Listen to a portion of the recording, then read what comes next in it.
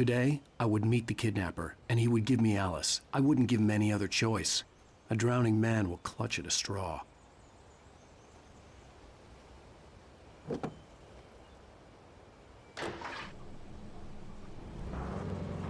Little by little, without realizing it, I'd come to believe that the story in the manuscript was coming true. The current of its narrative had taken me deeper and deeper into dark waters. Alice had been taken from me. Barry was probably in jail. I was a fugitive from the FBI. The whole world taken over by the dark presence was trying to destroy me. It all felt real, but it matched a textbook case of insanity.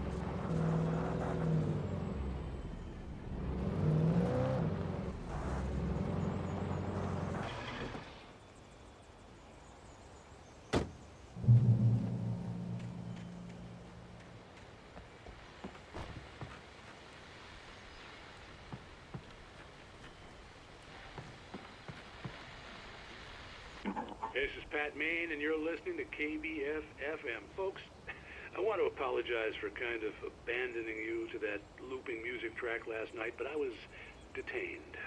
You see, I encountered a big-shot G-man with an itchy trigger finger who could use a lesson in manners and a boot in the ass, not necessarily in that order either. Now, folks, I know I'm not being very informative here, and I apologize for that. I really should just keep quiet, but I'm just so peeved right now, because some people just shouldn't be carrying badges. I'm just glad that our Sheriff Breaker was there to straighten things out. And if someone I met last night is listening, let me just say, I'm sorry if my mouth got you in trouble.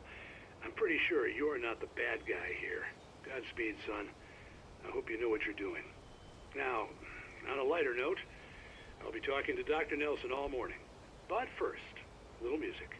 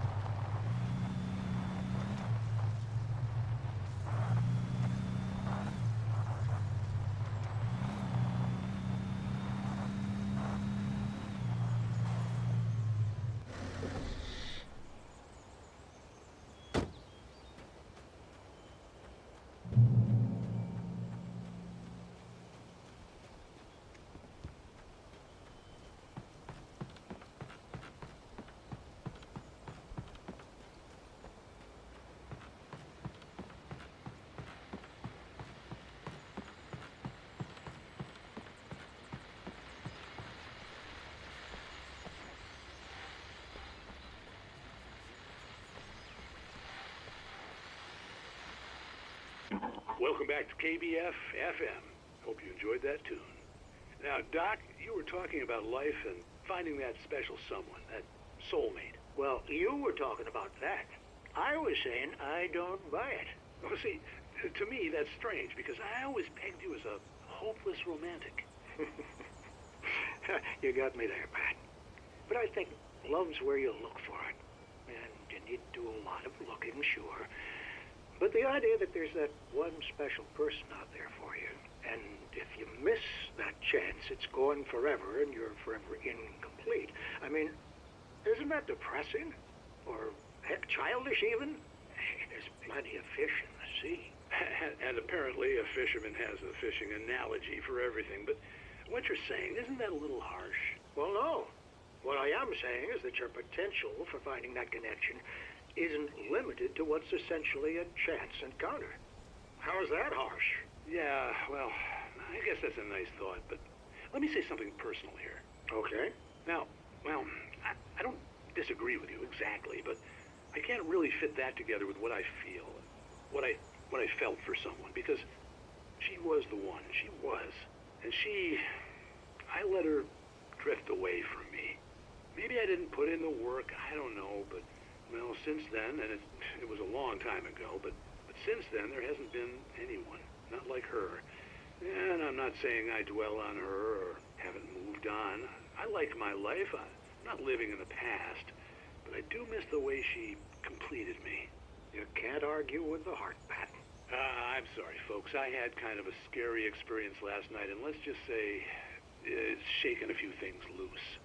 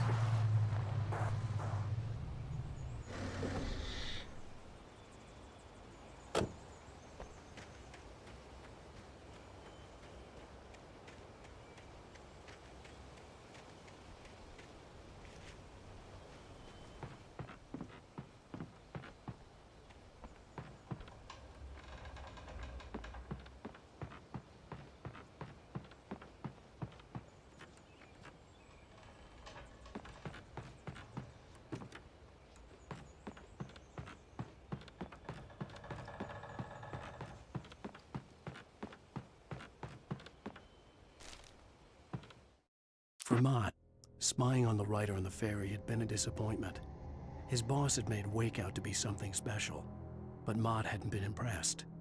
He'd gotten a good long look at the wife, though, and he liked what he saw. Mott had fantasized about goading Wake into a fight, but it hadn't happened. Still, he'd get his chance to see if the writer had anything in him. He'd been promised as much.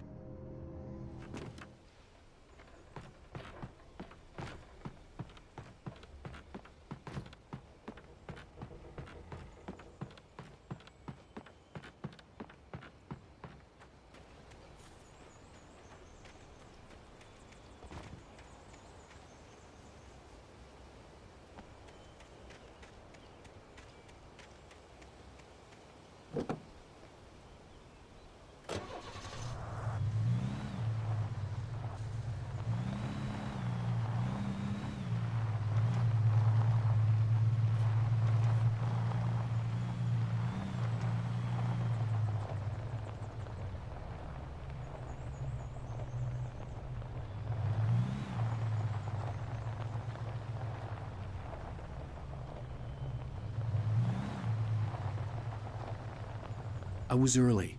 I was supposed to meet the kidnapper at noon in the main building. The coal mine was quiet. It was a museum now.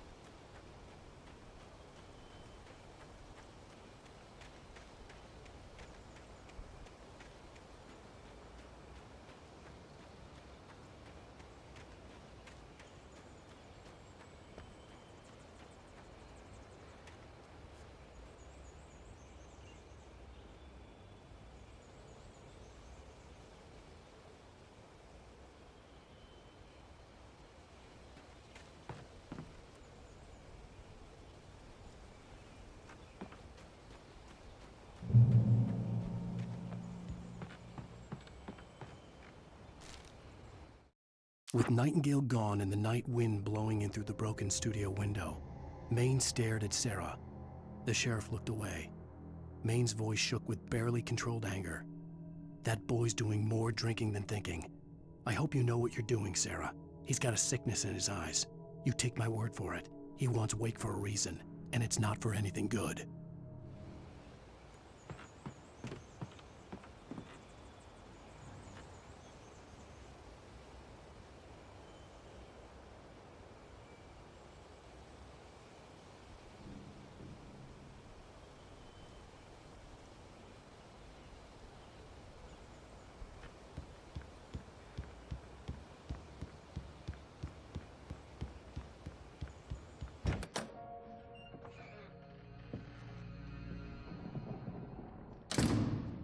I didn't want to go outside.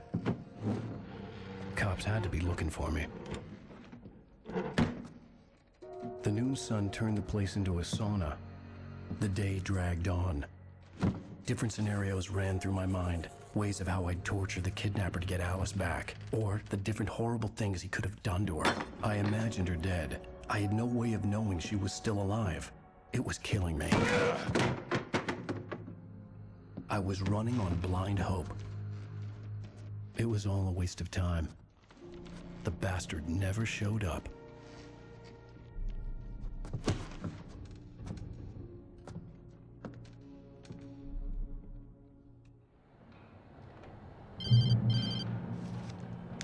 Wake! Where the hell are you? Change of plans. You know where Mirror Peak is? It's a big mountain north of where you are. You follow the path from the mine, you can't miss it. There's a lookout point there. I'll be waiting. I'm through being jerked around by wanna you. see your wife alive? Cause if you do, you better watch what you say to me. Do we understand each other? I want to talk to Alice. Yeah, and I want the manuscript. Don't keep me waiting, Wake. Hello?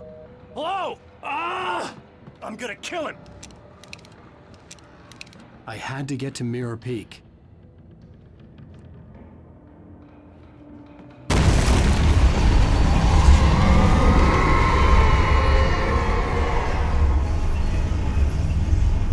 It was close, maybe closer than ever before.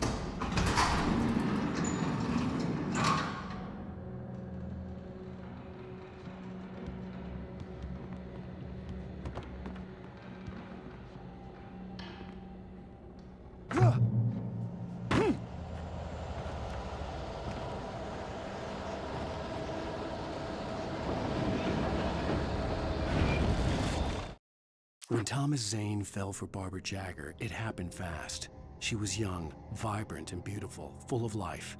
He had never been a very happy man, and without any seeming effort, she had changed all that. Zane felt good for the first time in his life. Everything she did was another piece of a jigsaw puzzle he hadn't even known he'd been missing. And best of all, she made the words flow, strong and sharp. She was his muse.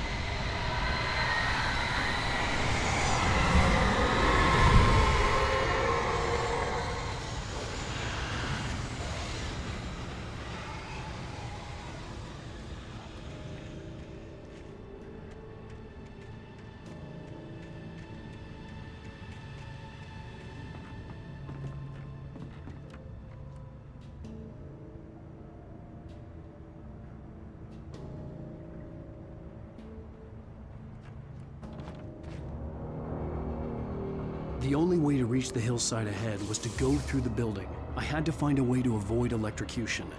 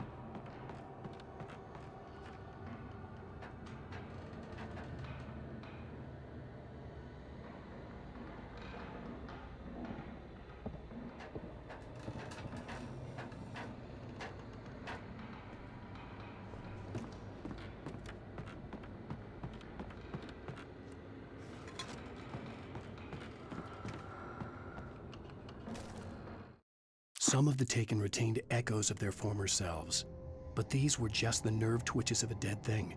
Nothing remained but a shell covered and filled with darkness. In most cases, these puppets were enough for the purposes of the dark presence. But for anything more elaborate, as with the writer, it was different. It needed his mind. And so rather than taking him over completely, it merely touched him.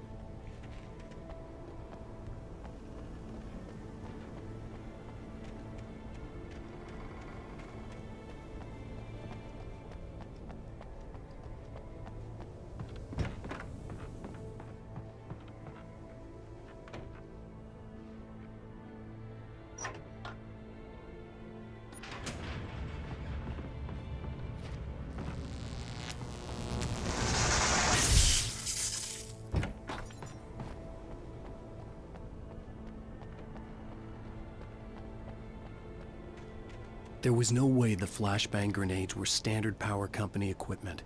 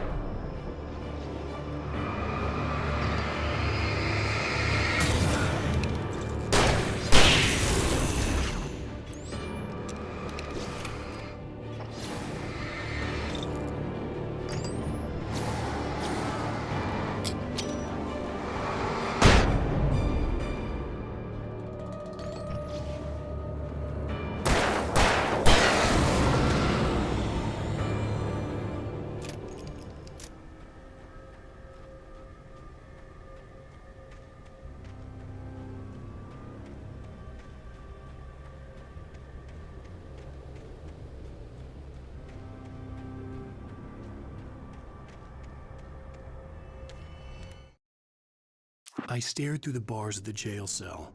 Barry stood behind me, swaying on his feet, looking as ill as I felt. Agent Nightingale stood on the other side of the bars with Sheriff Breaker. Nightingale had a stack of manuscript pages in his hand. He seemed unhinged as he gloated. "Well, I've got you now, Raymond Chandler. It's all here. All the evidence, including conspiracy to murder a federal agent."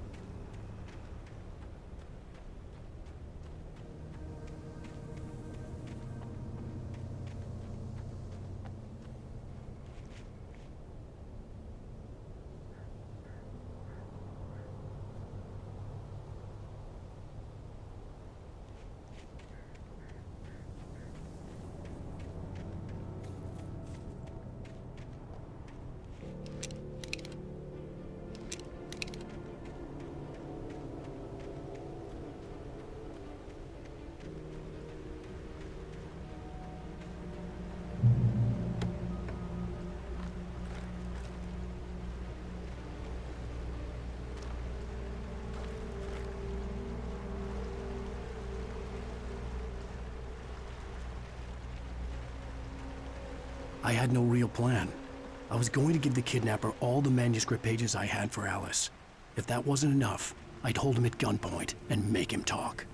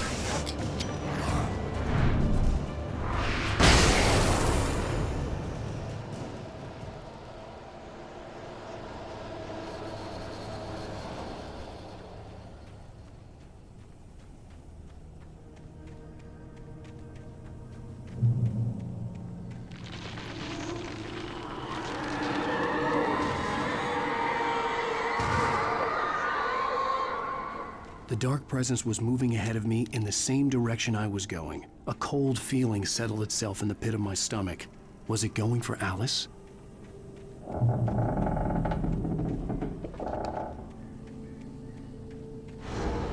The graveyard shift may cause cancer.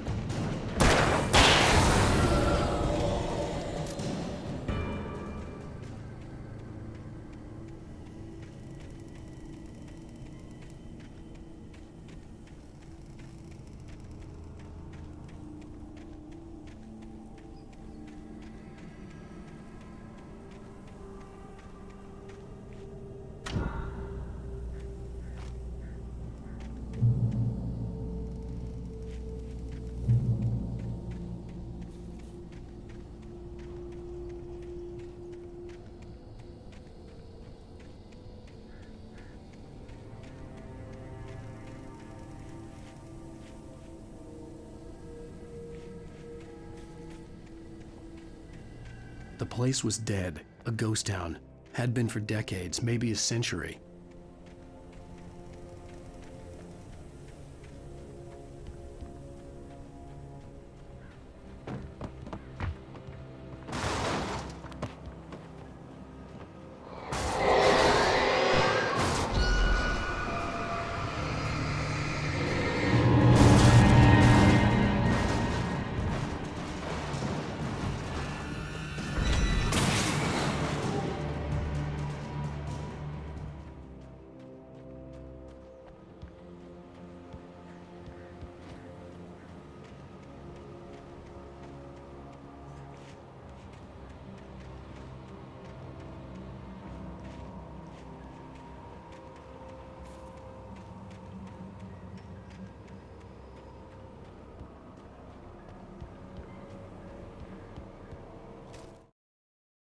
Things were never as simple in real life as in fiction. I had lost count of the times I had wished there'd be a clear reason for my writer's block. Something to fight, something to lash out on. There wasn't. I was filled with doubt. I was nothing like the hero in my books. Alex Casey had gone through his life with single-minded determination, never wavering from his goal. Even now, I was angry at myself, angry at Alice, angry at Barry. I was fumbling and I had no plan.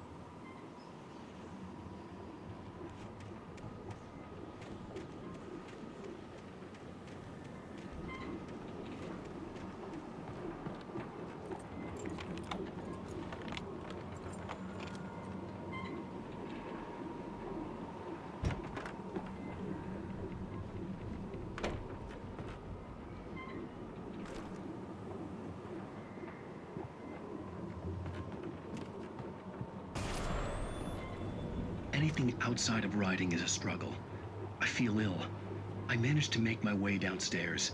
There's a shoebox filled with books and papers by Thomas Zane. It's very hard to focus, but I managed to read some of it. He's a poet, and a good one.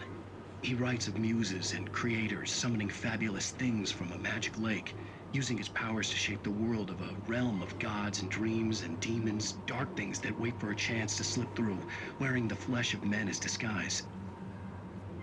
Zane writes about himself, his girlfriend being taken over by a dark presence, about growing scared of the lake. Zane believes it's a mirror to the gaping void of darkness above, where some Lovecraftian presence lurks.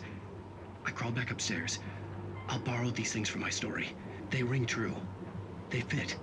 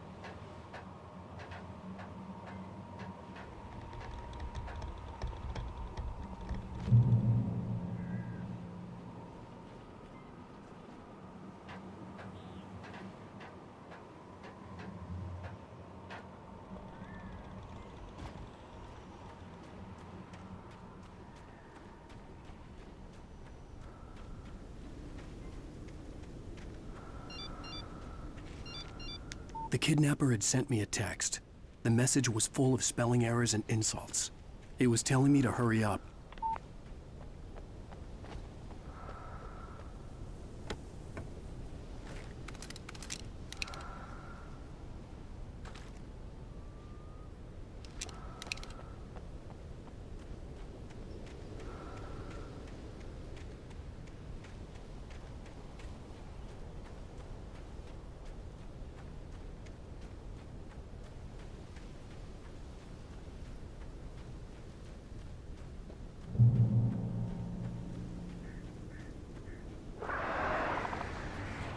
Birds.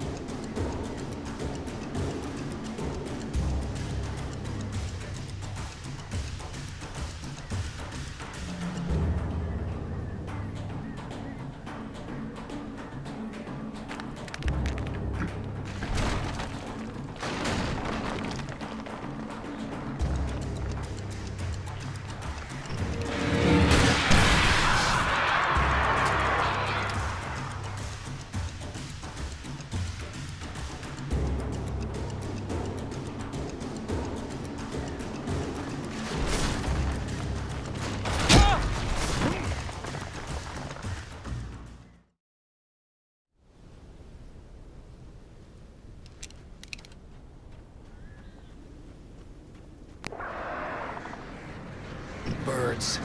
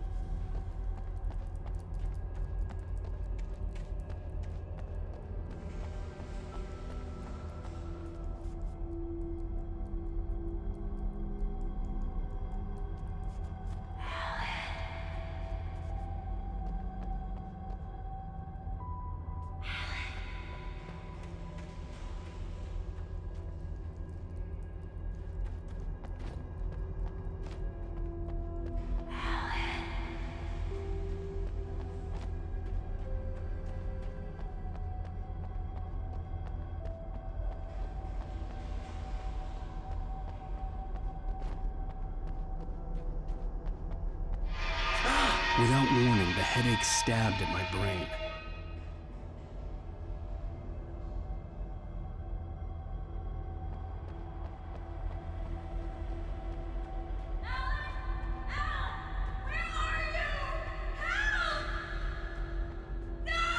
Alice? Alice?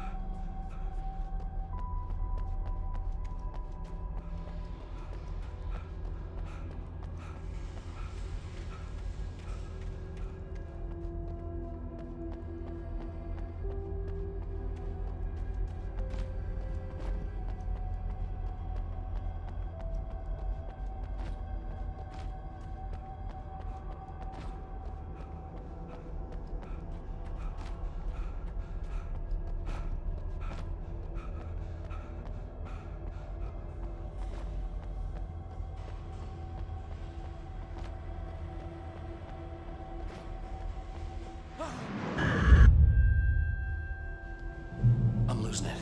I gotta get out of here.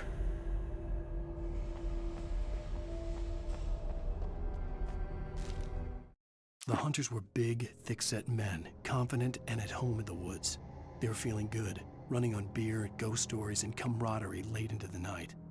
It did them no good, as they were taken by the dark presence, sucked deep into a darkness far worse than any ghost story they ever told or heard.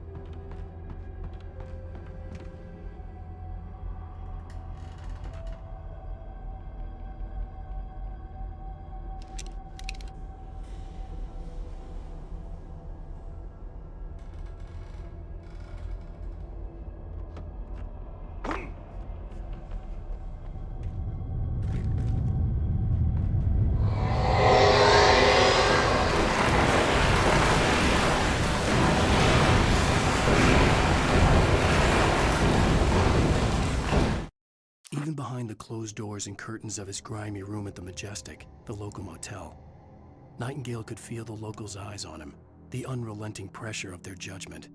He forced it out of his mind. For all he knew, they could all be under Wake's spell already. You do what you have to do to get the job done. He took comfort from the bottle in his hand. Please, he thought, just let me get through this.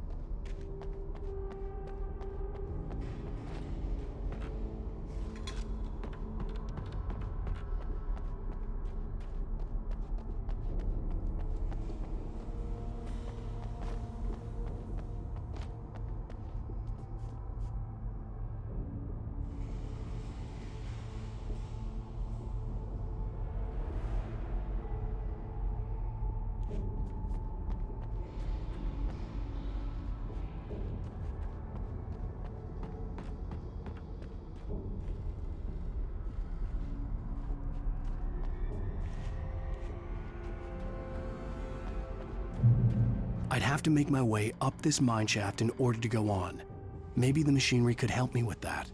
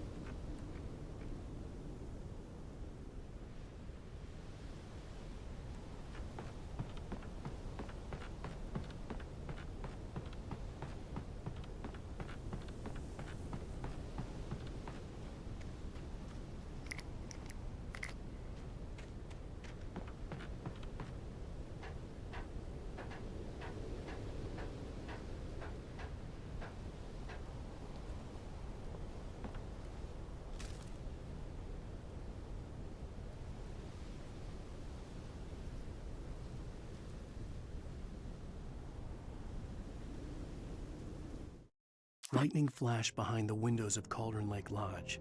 Tor Anderson laughed and held the steel hammer above his head. Nurse Sinclair was trying to calm him down without success. Tor grinned madly and shouted, "My hammer's up. Here's a friendly poke from Molnir, wench." He brought the hammer down with all his might on Sinclair's head. "We're on a comeback tour, baby."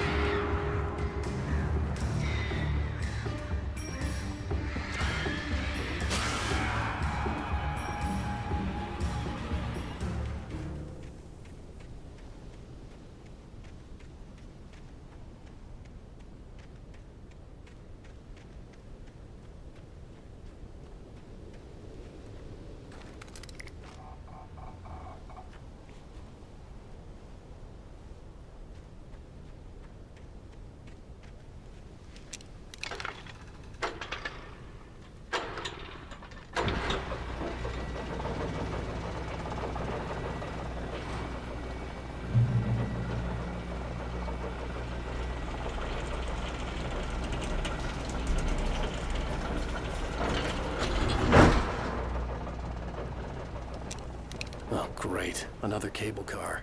Just great.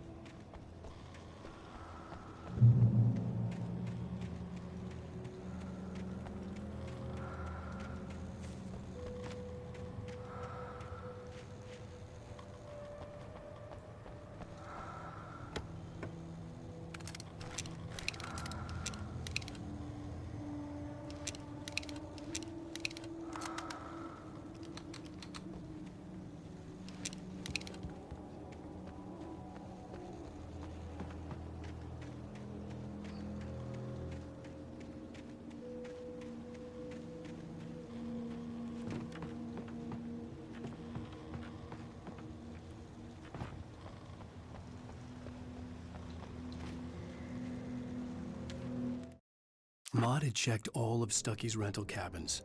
There had been no sign of the Wakes.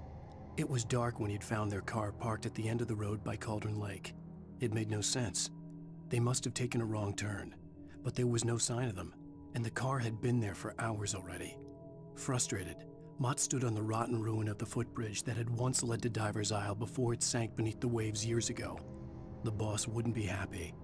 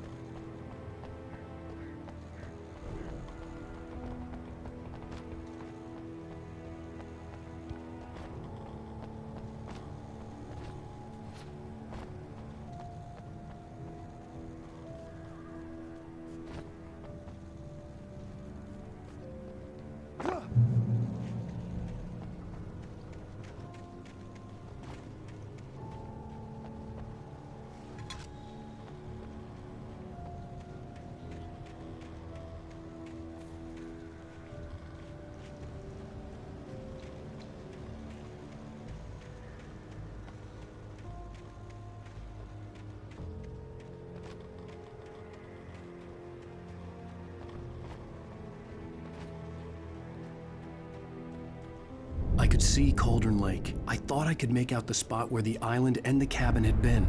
There was a light near it. It had to be a boat.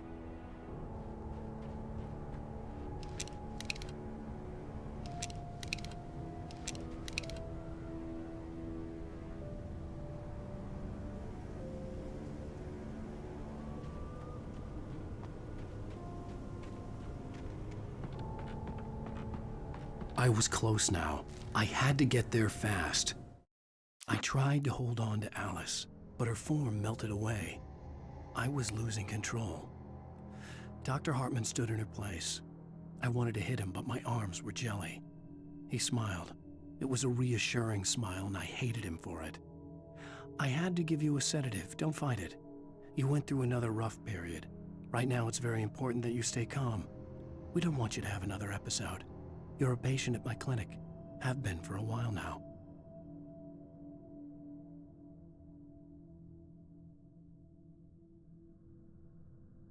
I dreaded what I would find.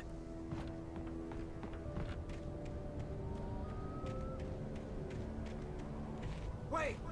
Are you? Wait! Hey, I'm here! I'm coming! No! Get away! I'm sorry. Please, leave. The boss didn't know who he was messing with. I didn't know. I swear, I didn't know. We don't have a wife. We don't know where she is. She's probably drowned. We just said we had her to make a play ball. You see? They got him writing for us. Please! Please! Oh, I'm sorry!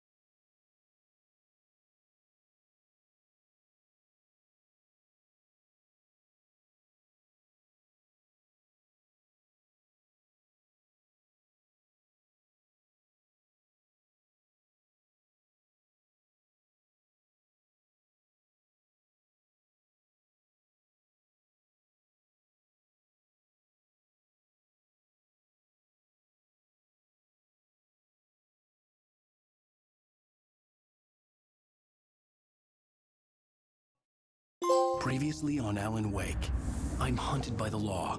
Sheriff, Wake's running. I'm giving chase. Are you seriously telling me that writer just took out my deputies? A thriller I supposedly wrote is coming true. The genre of the story seems to be shifting.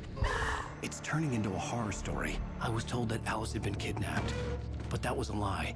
We don't have his wife.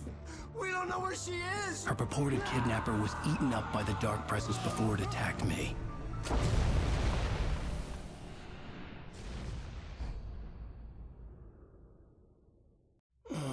Alan, shh, baby. It was just a nightmare. Alice. There you go, Alan. Hartman. I fell. I had to give you a sedative. Don't fight it. You went through another rough period. What? Right now, it's very important that you stay calm. We don't want you to have another episode. You're a patient at my clinic. Have been for a while now. The shock of your wife's death triggered a mental illness. No, you're lying. You're suffering from various symptoms of undifferentiated schizophrenia. Bastard. It's okay, Alan. Just let go.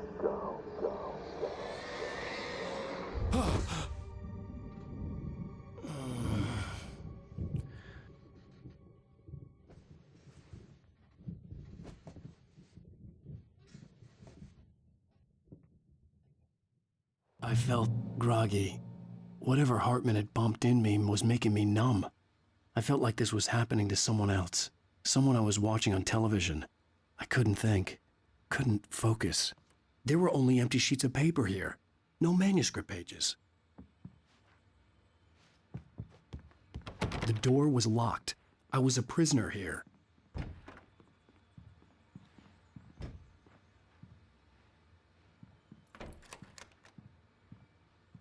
Good evening, Alan. Are we feeling better now? Feeling calm? Yeah. I see you brought your pet gorilla with you. So sure, I'm calm. I get the message. Loud and clear. Why, right. That's the spirit. You're being very brave, Alan. I understand you're confused. I would be more concerned if you weren't suspicious of me. I don't blame you for it. Big of you. Now, why don't you come with me? We'll reacquaint you with my clinic and go over everything you might have forgotten. Little walk and some fresh air?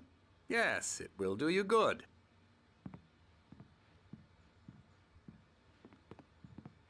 This corridor is for patients. Most of them aren't here right now. Jack took them out for a fishing trip, except for the ones who are particularly vulnerable, of course.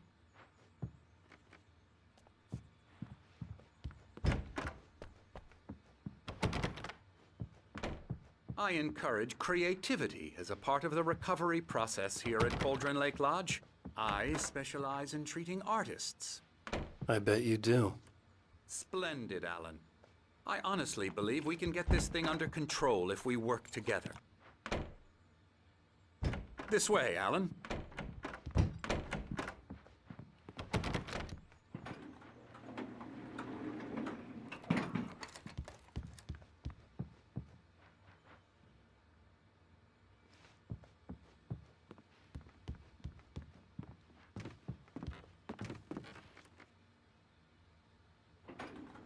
Now, Alan, from past experience with you, I know I need to get right into the heart of the matter as quickly as I can after an episode. So I'm just going to say this. Alice is dead. No. You're in a very vulnerable state until you understand and accept this. Alice drowned, and you couldn't face that. You're suffering from hallucinations, paranoid delusions, unusual thinking, an obsession about light and darkness, a feeling that everything revolves around you, your thoughts and dreams. Your mind has constructed an elaborate fantasy scenario in which your writings are affecting reality.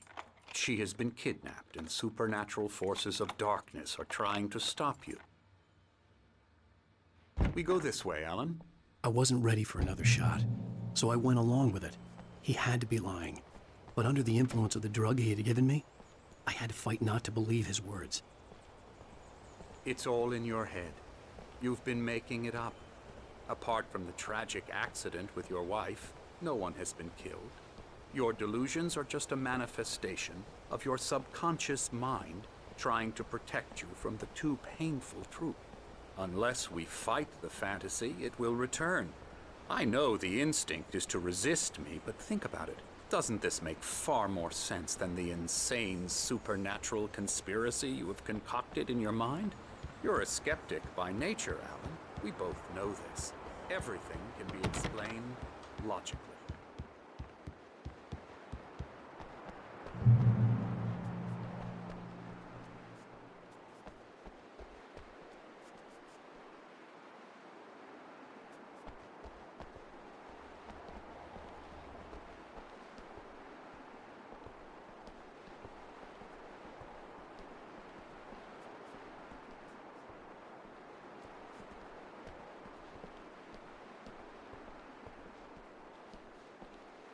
I never get tired of this view. Very inspiring, isn't it? Cauldron Lake spread below us. I could see Mirror Peak on the other side of the lake. I thought I could make out the spot where Diver's Isle had been when I arrived with Alice. Now there was nothing but waves. It seems there's a storm coming. Funny, I don't recall there being a mention of that in the weather forecast. Well, no matter. This way. Follow me. Alan, what I'm telling you is good news. Right now, we're in control. Every time you have a relapse, it gets more and more difficult to resurface from the dark depths of your imagination. Not surprising, considering your profession. Imagination is what you work with. After all your nightmares, this should come as an immense relief to you. If it doesn't, why is that? Because I'm lying? Or because you don't want to admit that you're not well? It's very natural for you to think of me as your enemy. It's part of the illness. I let him talk. After all, Hartman obviously loved his own voice. His words echoed madly inside my head. But I dug my nails into the palms of my hands to stay You need focused. to work with me. Once you accept that, we can begin the journey towards your recovery. Come along. Let's go inside.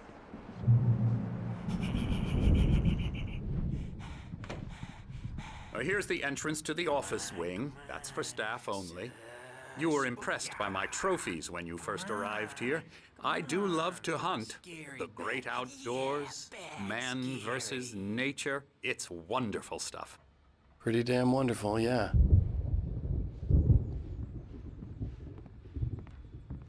Scary, scary, scary.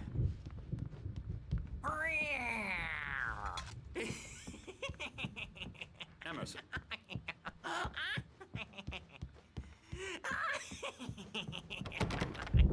I'm a real bad dream, mister. You should be afraid of me. Don't want to run into me in the night, that's for sure. Please, Emerson. Mr. Wake is confused enough as it is. Yeah, you'd like me to go away so you won't be scared. But you can't just decide what kind of dream you have or when you have it. Emerson. Okay. Sorry. Boo. That's Emerson. We're actually making some progress with him, I'm happy to say. He works on Elbow video strike. games. Ooh, yeah. It's trash, of course, but it does I'll get involve him some to the head. small creative effort, which makes him receptive to my therapeutic methods. No kidding. La la la la la la la la la la la la la la. Oh, hello. I've painted you. Okay. I was just struck by inspiration a couple of days ago. Dr. Hartman wanted me to paint landscapes, and that's what I was doing. But now I've been doing these things, a lot of them. The images just keep coming. Dr. Hartman likes them. He has them in his office. Yeah? He's very proud of me. He says I'm getting much better. I think I'm getting better. Well, I guess I'd better start wrapping this up. The storm is almost here. Look at that. To be out there tonight.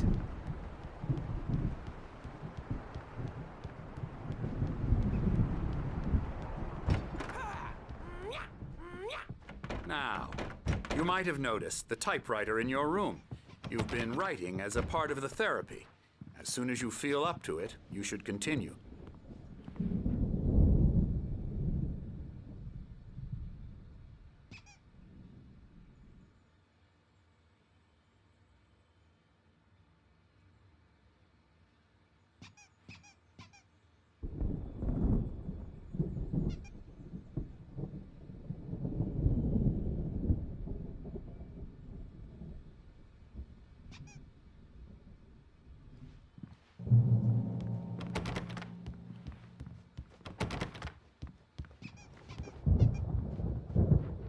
My rheumatism's killing me. There's a storm coming. Oh, what a storm. I hope it wipes this place off the face of the earth. And these two are the Anderson brothers, Odin and Tor. They had how should I put this? A heavy metal band in the 70s and 80s called Old Gods of Asgard. They even adopted new first names to complete the image of Viking gods. After the band broke up, they lived on a farm nearby. They are, well, in advanced stages of dementia. They're well cared for, TLC and all that. There's nothing more that can be done. I'm afraid that the rock and roll lifestyle has left its mark. Oh, that won't do. I'm so sorry to cut this short for now, Alan. The power has been acting up. I'd better go check on it. We'll continue this soon. Meanwhile, when you feel up to it, return to your room and try to write. It really is for the best. Don't you think? I'd like to bash his head in with a hammer. Oh, he'd love to fish out our secrets, but he has no clue. He's not crazy enough. Not crazy like us, Sonny. Yeah! Being crazy's a requirement, Sonny. Who else could understand the world when it's like this? It takes crazy to know crazy. That's the sanest thing I've heard in a while. Zane! You're all right, Tom. Hey, we like him, don't we, bro? He's got to go to the farm. The Anderson farm. Valhalla! We wrote it all down, lest we forget. A crash course. All you need to know to get your head right. You need to find the message. Here, Sonny, here's something for you. Gave me a rash, but I kept it safe from these bastards.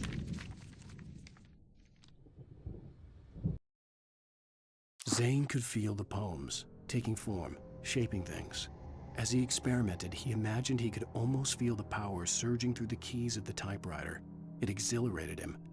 But there was fear, too. If not for his young assistant Emil, he would have given it up. But Emil convinced him otherwise. He too had a way with words.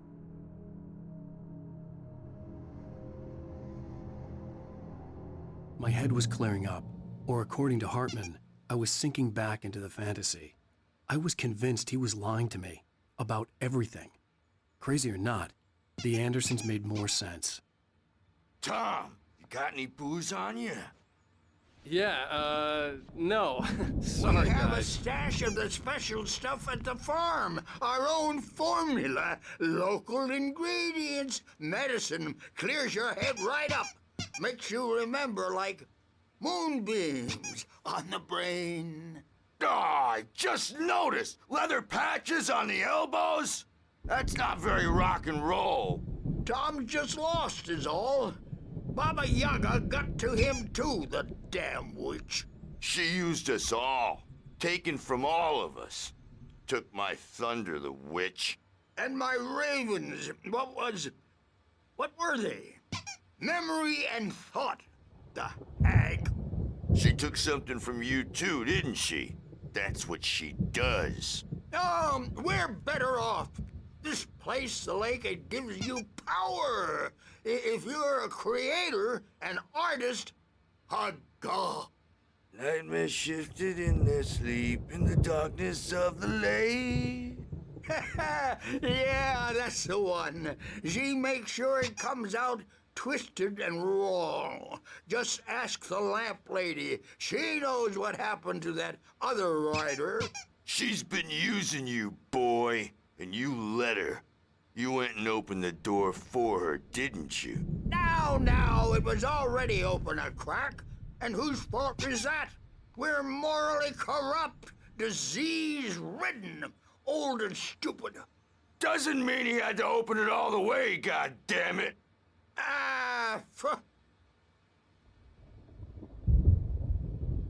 So tired. Built the farm close to the lake, a place of power. We had parties there, man. You should go there and have a party. That Bob Balder threw the amp through the window, hit that hippie chick in the back of the head. 15 stitches and a concussion. Bob's dead now. Leukemia. Stitches, snitches, and narcs, man. Pfft, bad scene. I'm tired, man. So tired.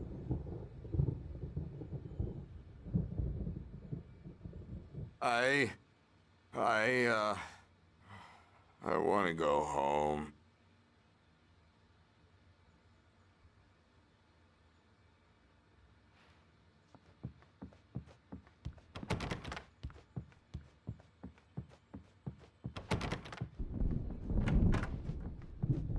I'm a bad dream, and you can't wake up.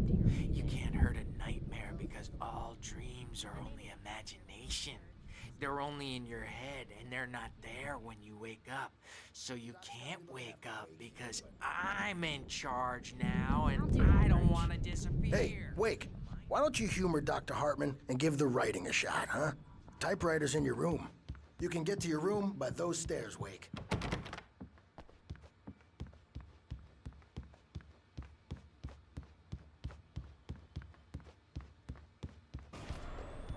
Something's wrong. I'm not myself. It's hard to think. There's a shadow inside my head. I can only focus on writing. Everything else is a blur. I'm trapped in this cabin. Have been for days, but it's always dark outside. My editor is real. I saw her again. She's not human. It's not human. A dark presence is wearing the old woman's face. She was covered in clinging shadows. There's a hole in her chest where her heart should be. I think I've made a horrible mistake. I don't think I'm any closer to saving Alice. It's been lying to me, using me to get the story it wants, and the story will come true.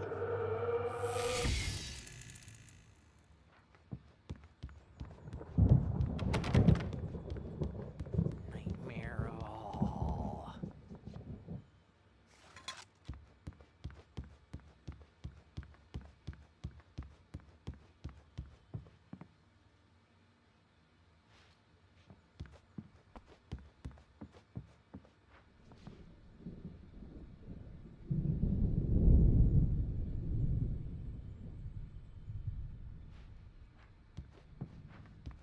Hartman wanted me to write. I knew I couldn't, but I figured I should just play along for now. It was the only thing I could do with Nurse Birch watching me like a hawk. Hartman had mentioned that the power had been acting up. Maybe that was the reason for the generator and the work light on the balcony. The generator hadn't been activated, and there was no key.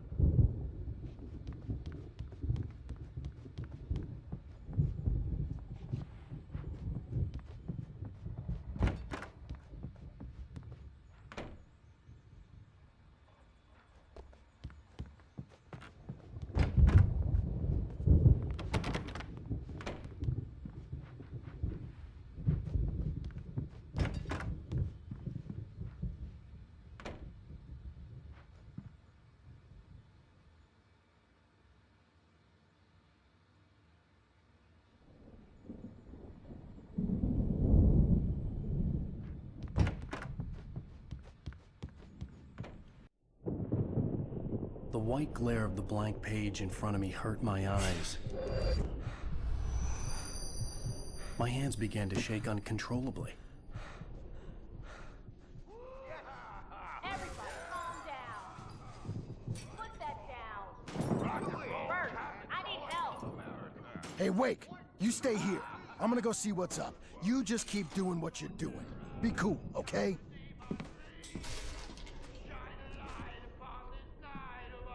I didn't know what the chaos was all about, but it could be my only chance of getting out of here. Where the hell did he get a damn hammer? I don't My hammer's up. Here's a friendly poke from Mjolnir, wench. Oh, afraid of the crazy brothers, are ya? Not so weak now, are we? Well, things are unraveling fast, aren't they? Ha ha! Hartman kept talking, giving Barry the grand tour, clearly proud of the place. He went on and on about his hunting trophies, and Barry was impressed. But he was here on business. He raised his voice, cut through the monologue. Hey, Hartman, where's Al? Hartman stopped in mid-sentence, annoyed at the interruption. He nodded at the hulking orderly standing nearby. The man smiled and clapped a practiced hand on Barry's shoulder.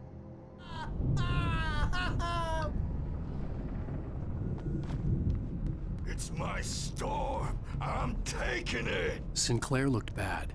That wasn't a love tap. The crazy old fart hit her hard. If she was one of Hartman's goons, she had it coming. I could get the key to the office from Sinclair. I had to get to Hartman's office. He had taken all my manuscript pages. That's where he'd been keeping them. Come out and face the music, Birch. It's time to pay the piper. Maybe you could come out and... The photo on the wall caught my attention. In it, the clinic staff was standing outside the lodge. I knew the man next to Hartman. He was the kidnapper. Hartman had been playing me all along. Let me out of here! Hartman, do you hear me? I'm gonna sue your crazy quack ass to shreds! The markings on the tape said they were recordings Hartman had made at the sessions with his patients. I saw Alice's name on one of them. For a moment, I couldn't breathe right.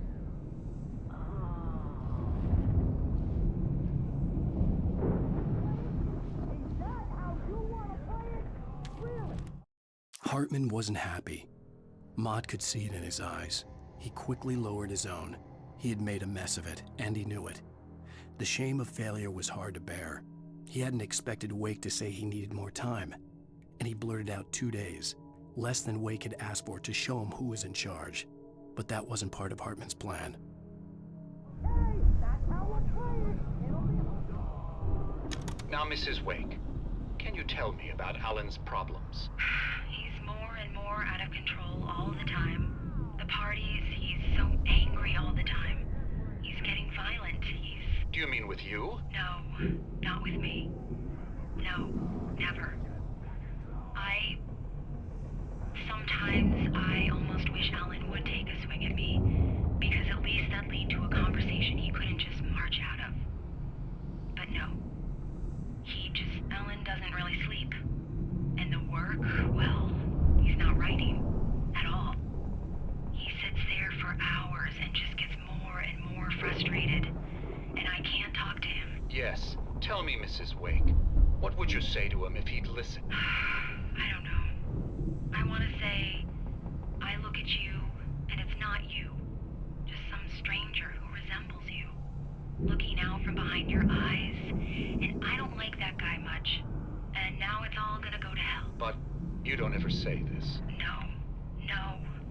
I've tried, but he's not listening. He's too deep in his own problems, always going on about something else. I'm so afraid I'm gonna lose him, and we're not even talking anymore. He doesn't let me in anymore. He just keeps me in the dark. I'm so alone here, even when he's home. Please help me, Doctor, because I'm at my wit's end. Well, if you can just get him here, I'll absolutely do my very best. Yeah, but Doctor, you need to be careful with him. He's not just going to listen to you and cooperate. He's the most stubborn man I've ever met. Well, I'll be sure to bear that in mind. Hearing her voice, what she was saying made me happy and sick and guilty all at once. Worst of all, I recognized the words, the phone call from her. It had been a cut-up of this, just a recording.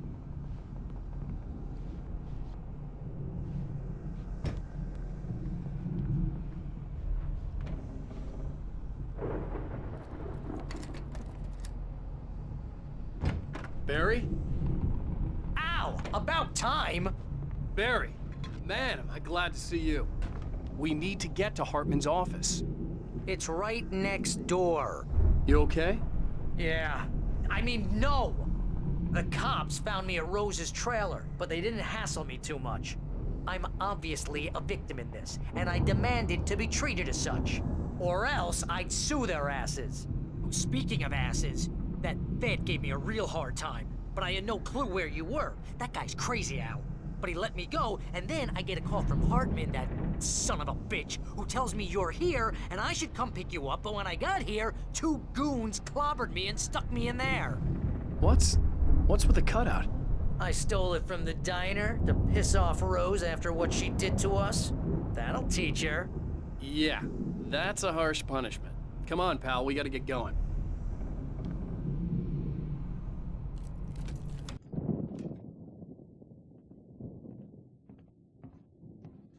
These were all the pages I had on me. And more.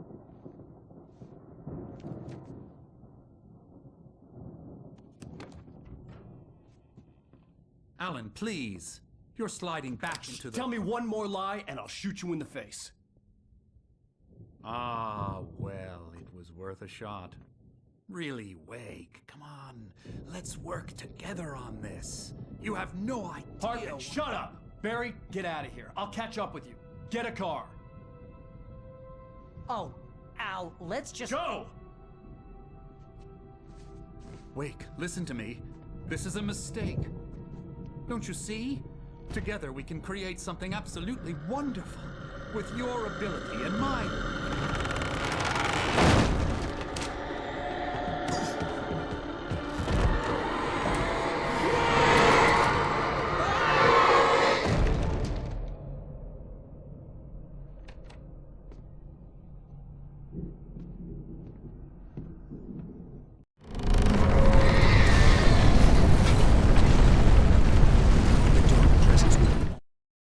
Hartman followed the fall of Alan Wake with his binoculars.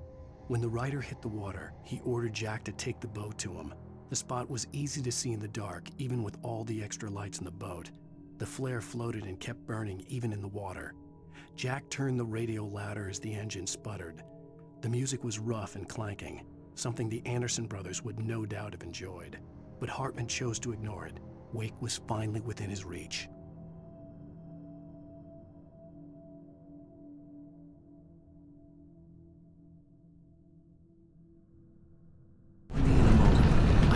Find a way out.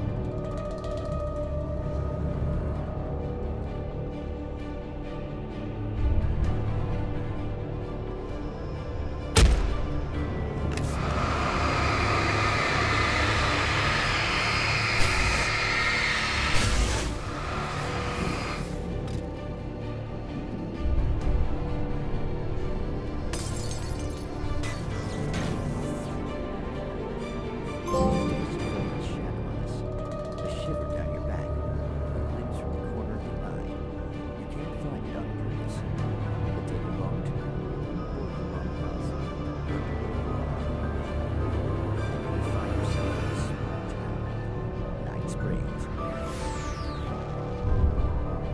Tonight's episode, Two Smells. Sometimes, even the simplest things prove impossible. Consider, you get in a car and leave a life behind. Easy.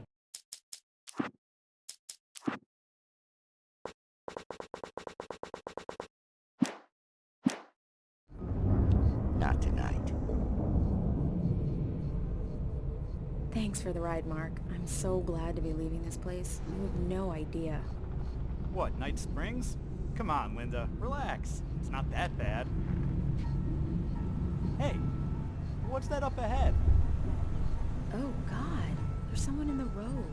I think there's been an accident.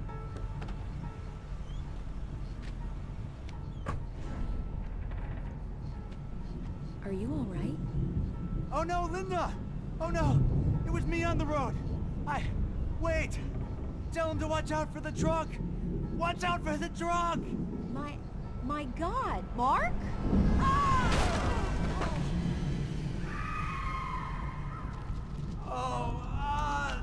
Oh, please! God, no! Linda!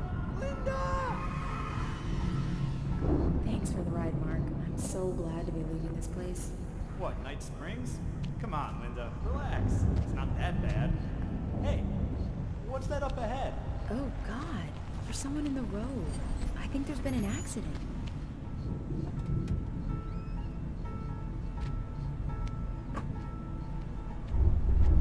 Are you all right? Oh no, Linda! Oh no! It was me on the road! Wait! Tell him to watch out for the truck! Watch out for the truck! My God, Mark? And there you have it. A vicious cycle, brutally punctuated by the blast of an air horn and screaming metal.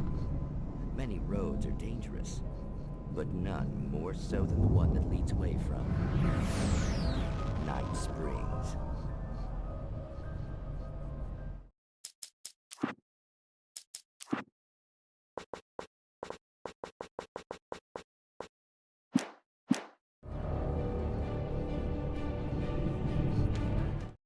Hartman knew he was no creator. He had no ambitions on that front. And he certainly didn't want to end up like every artist he had worked with here, damaged in ways that were hard to describe, or worse. It was enough for Hartman to maintain creative control and provide direction, to be a producer. That was what most of these people were in need of anyway. Of course, suitable subjects were few and far in between. Magic, parlor tricks, smoke and mirrors, gloves. Imagine these avoiding.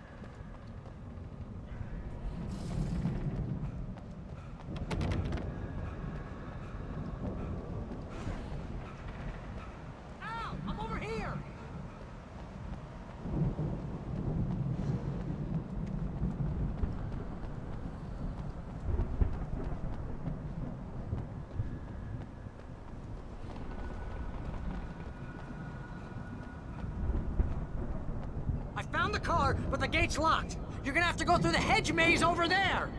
Barry, I don't have a light. Take this, Al. Oh, God! Look at the house, Al! Look out!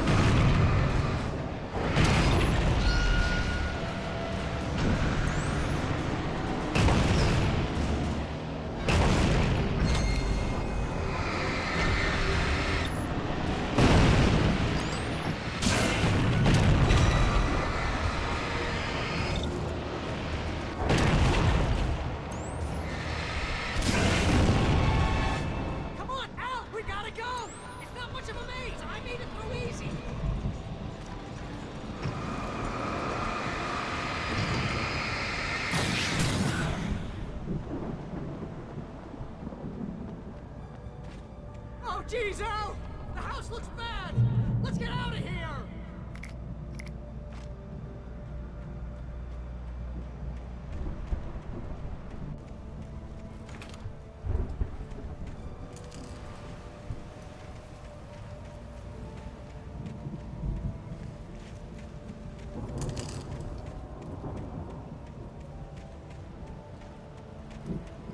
Al, hurry up!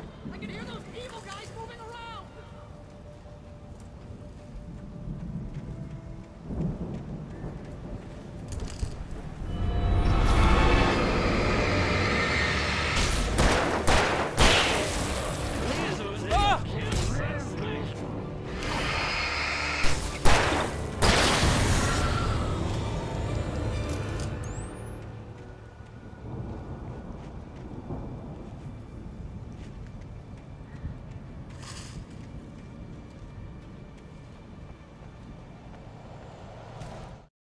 I stared at the Viking paraphernalia that littered the area, surrounding an unlikely centerpiece. A full-size stage complete with an impressive sound system with all the trimmings, including a dragon. It took a special kind of crazy to build something like this in a remote field. When the sky split open with a deafening boom and the music started blasting, it felt strangely appropriate.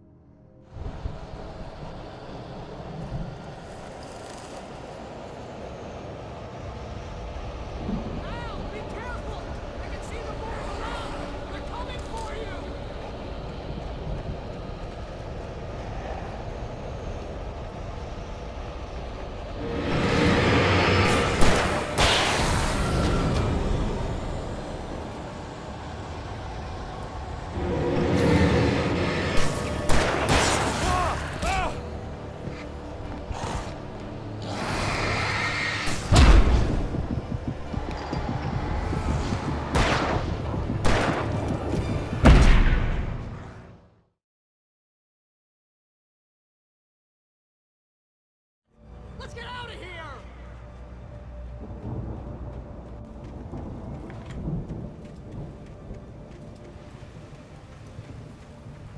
Al, hurry up! I can hear those evil guys moving around!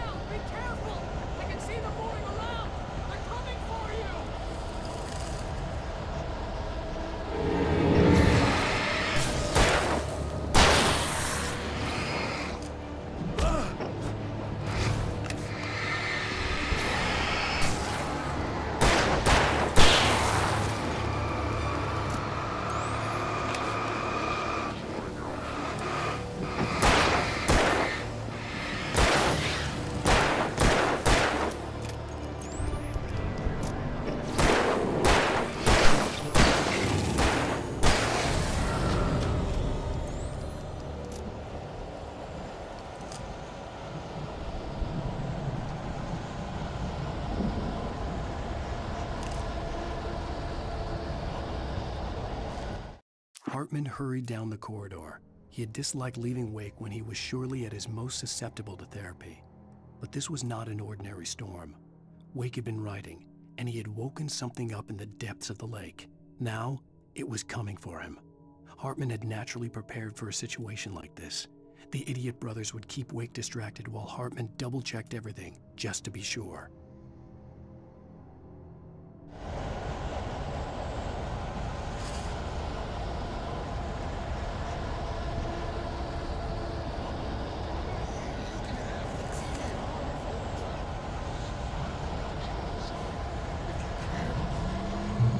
Channel, we'll turn it off.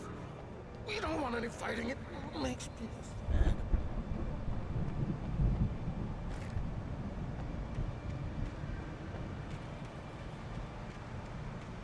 You get 2 pills in the morning, and then you'll be nice and calm all day long. You get 3 pills in the evening.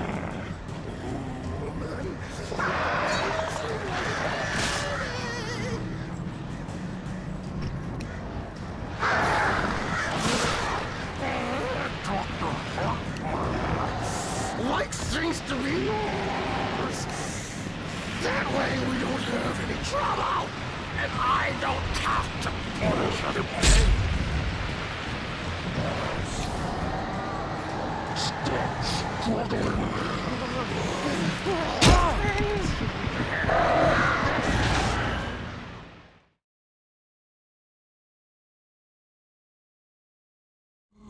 The channel, we'll turn it off. We don't want any fighting. It makes me sad.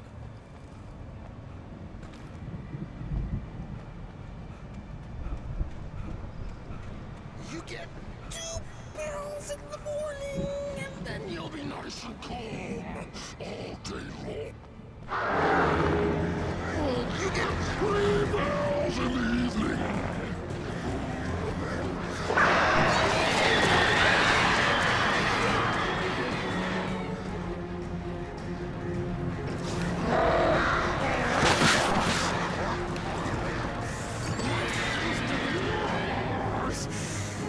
That way we don't have any trouble, and I don't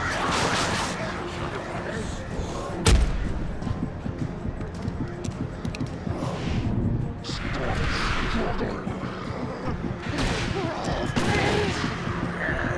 This is just part of the server.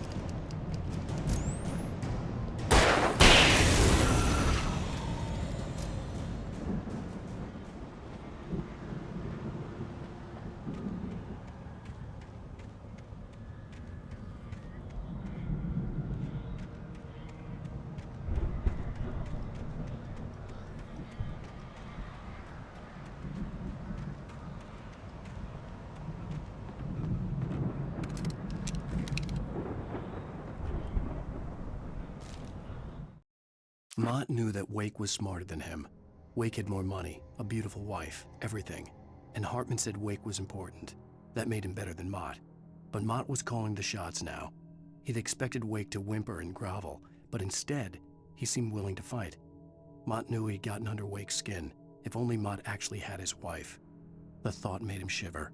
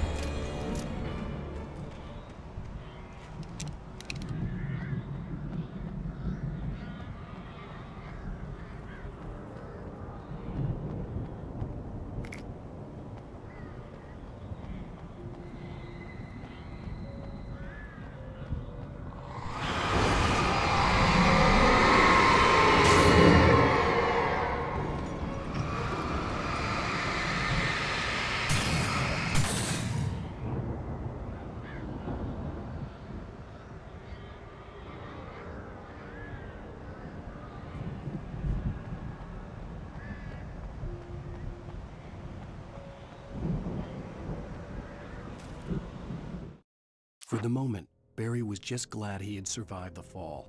He had been separated from Al, and there was no easy way to climb back up. He told himself he'd be okay in the gloomy forest at night.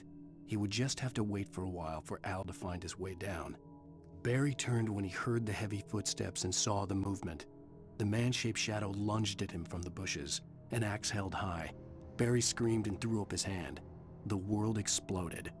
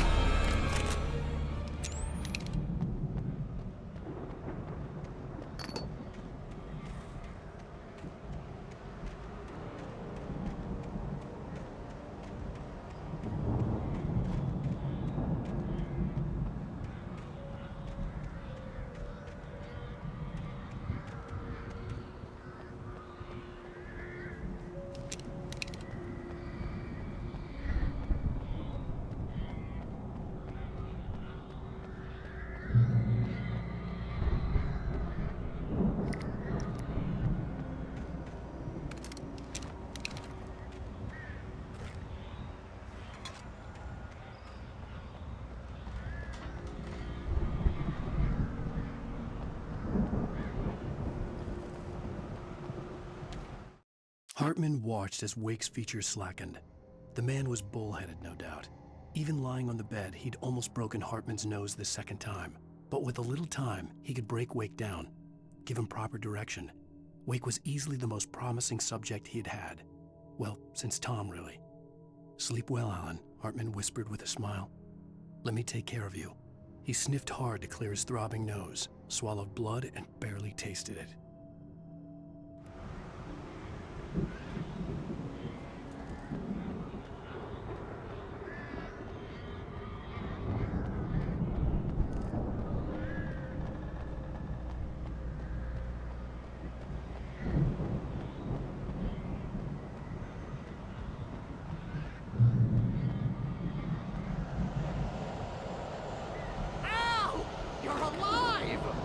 Let's get out of here. Can you open this gate? Maybe. Barry! Well, I slammed it shut when the nasty showed up, and the key fits kind of loose in the lock, so, Barry! I'll find it! Don't worry about it!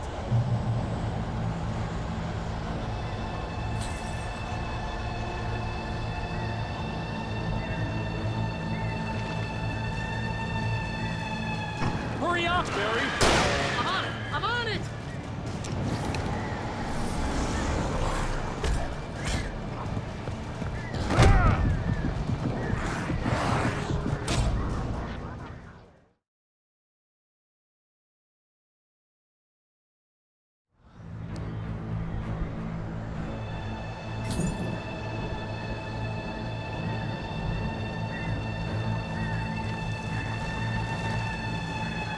Hurry up, Barry! I'm on it! I'm on it!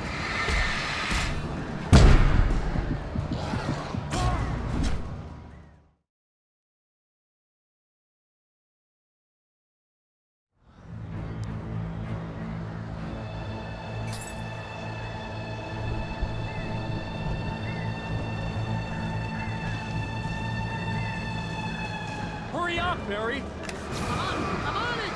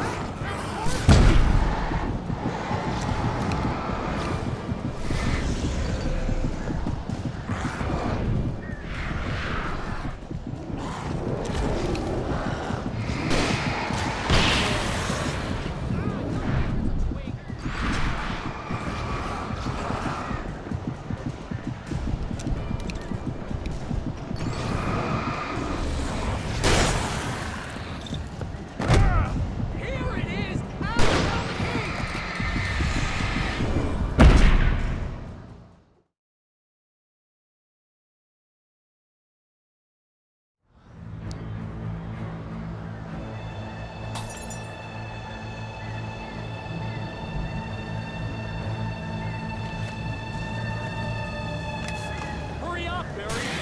I'm on it!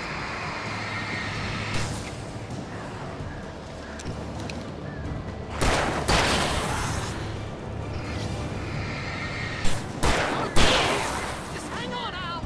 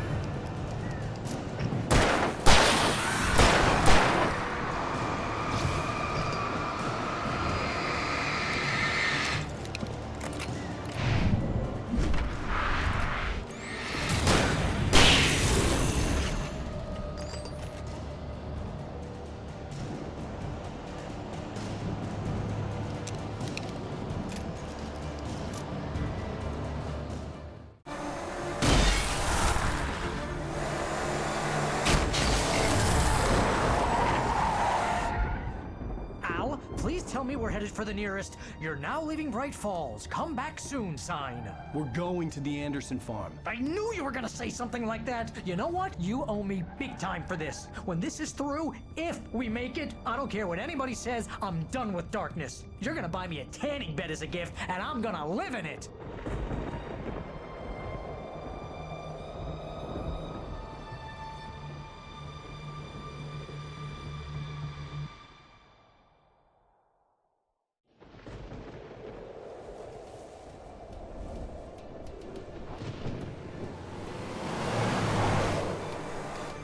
I'm crazy, but that's fine, Barry. Oh, you got that right, Al. You're barking mad. You are by far the craziest— But maybe that's inevitable when you deal with crazy stuff like this. It helps.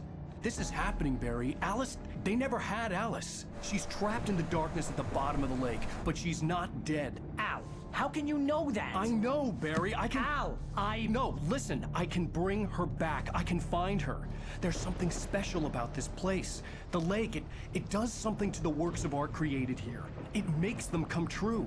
But there's a catch. The dark presence, whatever that thing is, twists it to its own ends. That's why all of this is happening. It's using my manuscript to take over everything. Al, I believe you. It happened to Thomas Zane before, it happened to the Andersons. I believe you. Crazy or not, you're not delusional. Weird shit's going down. That's a fact. I'm on board, man. I'm with you. The Andersons knew about it, but they were too far gone to tell me with all the drugs they were on. But they wrote it down. There's a message somewhere at their farm, Barry. We just need to find it. Look out!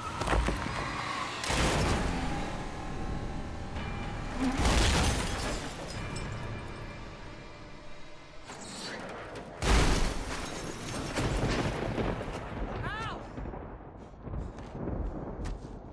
God damn it, Al! Talk to me!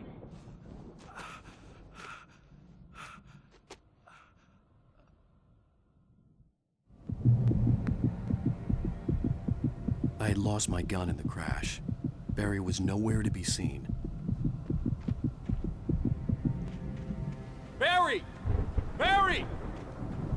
Oh, man, you're okay! Jeez, it's good to hear your voice! I was trying to get out of the car, but the ground gave way! Man, what a drop! Don't worry, your cutout is fine. Forget that! Are you okay? I hit some bushes, didn't get a scratch. There's no way you can climb down, though. It's like a sheer wall. Al! There's something moving down here! Barry, it's a taken! Use a flare, Barry! Oh! Yeah! Barry, are you all right? I'm good, Al! I'm great! Guess you never messed with anyone from New York City before, huh? You're gonna have to find your way around to the farm, Al! I'll be waiting! Barry, just wait for me, okay? Al! I'm not staying here! It's suicide! I'm going to the farm! I'm gonna go ahead and secure the area! You can catch up! Don't worry about it! I'm on the case! Now he's Rambo. This would turn into a disaster if I didn't catch up with Barry.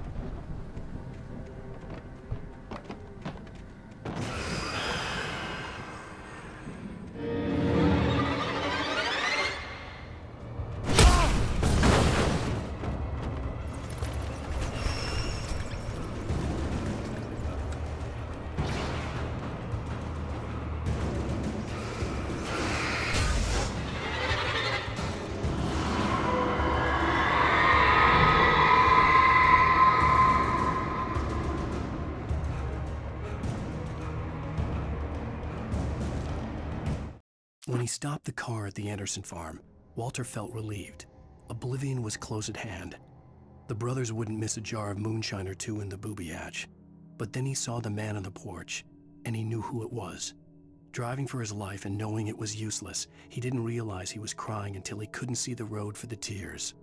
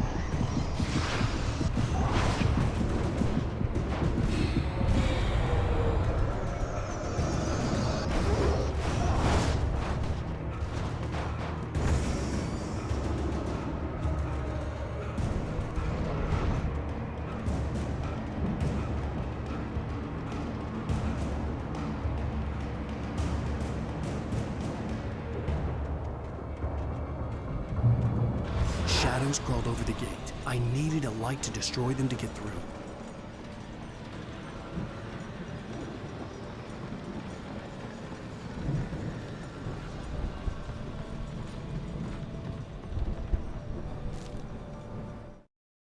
Agent Nightingale stared at the passed-out rider.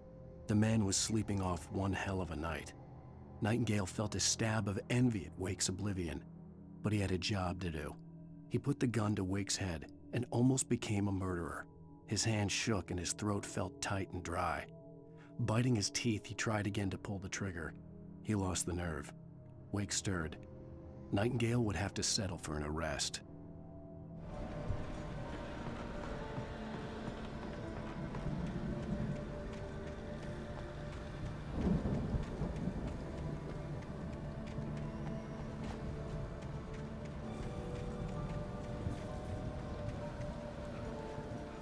I hoped there'd still be a working generator somewhere around here to power up the old lights by the gate.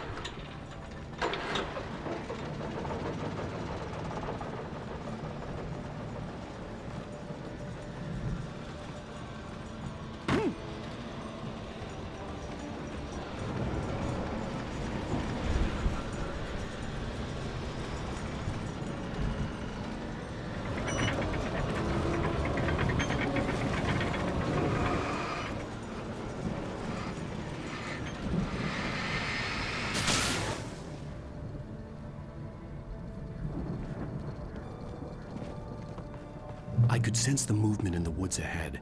Facing the enemy without a weapon was dangerous, but I had no choice.